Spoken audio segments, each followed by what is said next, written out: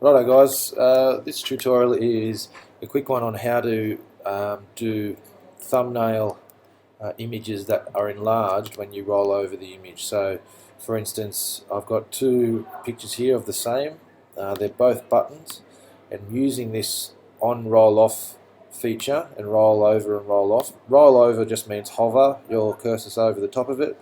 Using different ways we can make this appear and then disappear.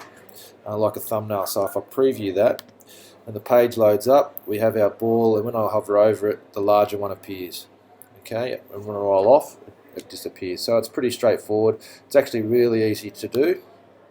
So I'm going to get a new document. I'll go from the start, new web document, and I'm going to place Command D these two basketball images into my document. So here's the thumbnail image, and I'm going to just appearance, giving it turn it into a button by clicking appearance and calling it thumbnail. Not going to worry about anything else just yet. Going to Command D for another image. This is going to be the larger image, and I'm going to give this a state, and I'm going to call this one large. Now what I'm going to do is click on, while I'm on this large one, I'm going to click on hidden until triggered, which means it'll hide until it is triggered in some way by an action. So if I click this box, that's all I need to worry about for this larger image.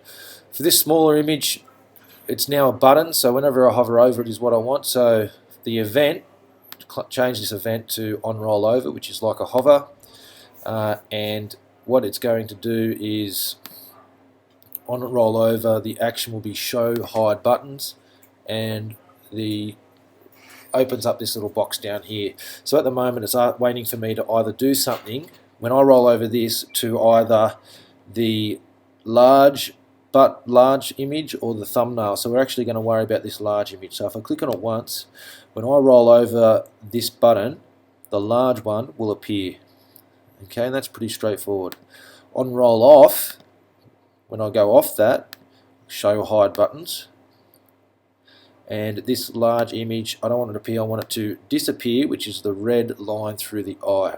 And that is as easy as that's all we need to do. So if I preview that now, it opens up. So when the page loaded, the large button, the large image rather, it doesn't appear because I've put on it hidden until triggered for the large one when this was selected. So if we have a look here, it's got hidden until triggered. So it's not there because it's hidden until something triggers it. And what I've said is that what's going to trigger it is the rollover of this.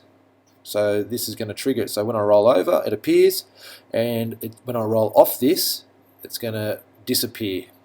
And that's really straightforward. So you could do this in a number of ways.